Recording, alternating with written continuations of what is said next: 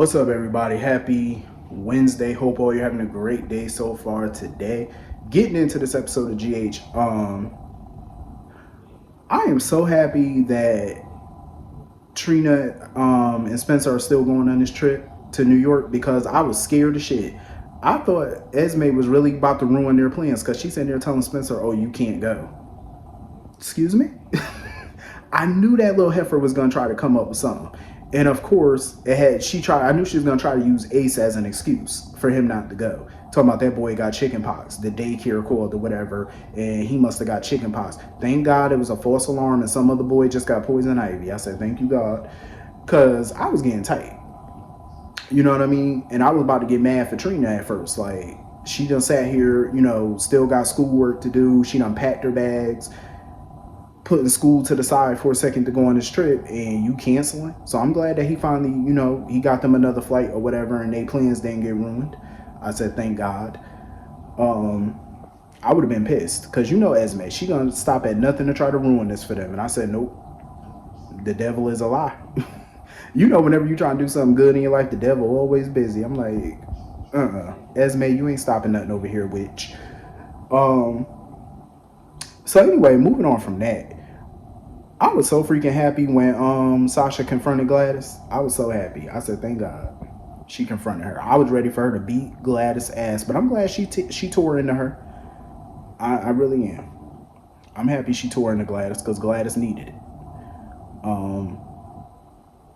Gladys needed to be ripped into because Gladys was still sitting there trying to come up with excuses to not own up to the fact of what she was doing. Like, oh, Cody filling your head with lies. Oh, I just need to pay down my debts. I didn't want to hurt you. I didn't know that Montag was going to go that far or whatever. You knew. Even if you didn't know, you knew. Because you knew what type of person he was. You know what I mean? So Gladys convinced me with all that nonsense. Because that's all she was spewing. I was ready for Sasha to beat her ass. I was ready for Sasha to go upside her head. But Sasha handled it. I loved how she handled that. She handled it correct. Hopefully Gladys will do the right thing and go to the police and testify against Montag. Hopefully. I'm not gonna hold my breath on it, but I hope that she does. Because she can consider it reparations, basically. You know what I'm saying? She could consider it as a step to setting things right. So hopefully Gladys will have the stones to do it. I love how strong, Sasha was in that scene with her. Like, Sophia Matson definitely needs an Emmy for this because her performance in this whole storyline has been phenomenal. So she definitely needs a few Emmys for this because she poured her heart into this storyline. But after all this is said and done, I'm ready for, Sasha to finally get some happiness, finally move past all this, and I want Gladys to get served. So moving on from that, it was so good to see Scott back in his element, trying to represent Cody and stuff like that. I'm liking this little, the little beard look. I was like, yeah, that's dope. Scott, I wonder what's going on with him at Obrecht. I ain't see him at Obrecht in a hot minute. I was wondering what's good with that. Where she been at? I don't think they ever mentioned where she was. Not that I heard. But yeah, I mean, I get where Cody coming from. He want to check in on Sasha and stuff, but Sasha's a lot stronger than he think. I get that he felt, like he needed to protect her and stuff because you know how Gladys is. Gladys would definitely get in Sasha's ear and be like, oh, try to fill her head with some nonsense to get Sasha to back down or whatever. But I'm glad Sasha didn't back down. She stood her ground. I think Cody and Sam and everybody would have been proud of it. I kind of felt bad for Chase because it do feel like lately Chase has been out the loop on things. Like, people been doing stuff and Chase hasn't been filled in, like with stuff going on with his father, and now Dante and Sam running some secret operation that he don't know about. So I'm glad Sam filled him in on everything. I feel bad for him because I felt like had they brought him in the mix on this, I do feel like he would have helped, but I get why they didn't want to because he just got his job back. So I get why they decided to just keep him out the loop. They try and protect everybody involved, make sure ain't nobody losing their job over this because this is some illegal shit. So hopefully they can get the charges against Cody dropped. So anyway, moving on from that, the Savoy. It was a lot happening at the Savoy. The Savoy was bumping.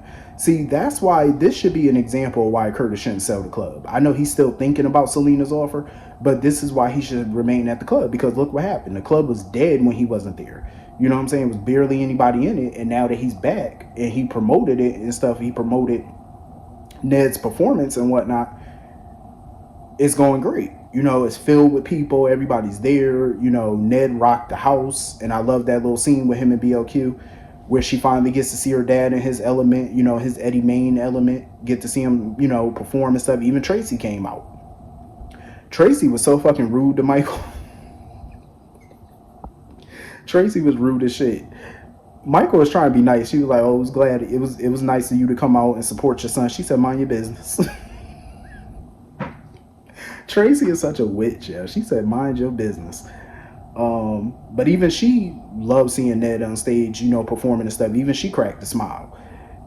Seeing her son perform and seeing him have a good time. Ned killed it. Even though his new song wasn't done, I love that he performed one of his old songs. Like, he really killed it. And I get why Olivia nervous, you know, about him potentially, you know, running away from them or something like that. But I don't think Ned going nowhere. As far as his Eddie main personality, I don't think it's going anywhere. You know, I think he liked being around them and stuff like that. So I don't see him jetting off nowhere. And of course, you know, he had to mention Lois and stuff like that. So I'm like, yeah, Lois is definitely about to be in the house. I can't wait for Lois to pop back in. It's been far too long since Lois been gone.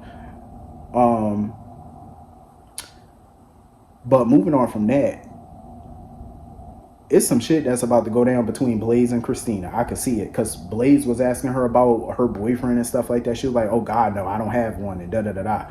Blaze is definitely flirting with Christina. Blaze is flirting with her. I could totally get behind Blaze and Christina becoming a couple. I could. She looked good as shit. Blaze is fine.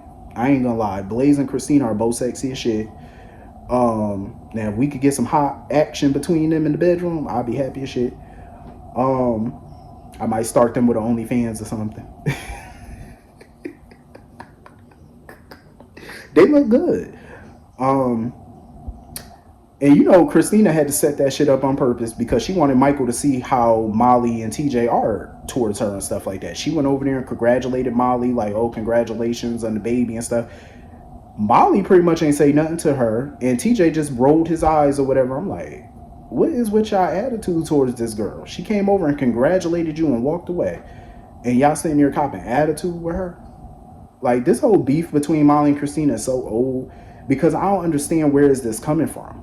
Like, I get it, but I don't. It's like the beef is between them is so stupid. It's very dumb. Like, I don't understand this shit at all.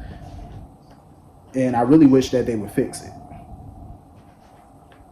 I really, really do, because it's tiresome.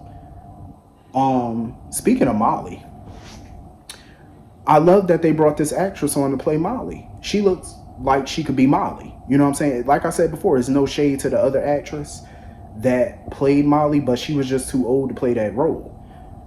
Like, she was really too old to play it. You can't have somebody that's 39, 40 playing somebody that's 25. I'm sorry, but she just didn't look the part.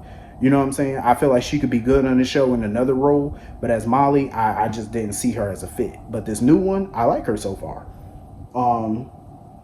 She definitely fits the bill, and she looked good.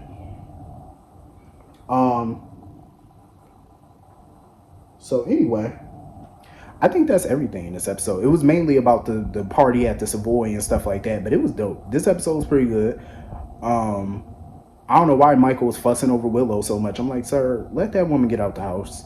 Okay, she almost died. She was knocking on death's door for the past 5 years. That's how long that storyline took. It felt like 5 years. Let her get out, let her hear down and have some damn fun, Michael. Like, calm that shit down. And if I was Christina, honestly, I wouldn't even approach Molly no more. I would let them be. And it's crazy to me how, because I think Portia was saying, oh, we got to tell Aunt Stella about the pregnancy and stuff like that. I think it's too soon for them to be telling everybody because they don't even have real confirmation that the girl is pregnant. They still got to go to a doctor first, you know, and get the doctor to okay it. and I think it's in bad form to tell people the first trimester about a baby. I think they need to hold off, and I think they need to wait. That's just my opinion. But anyway, this was pretty much the full episode. Hit the comment section, let me know what you all thought, and I will see you all later. Have a great day. Peace.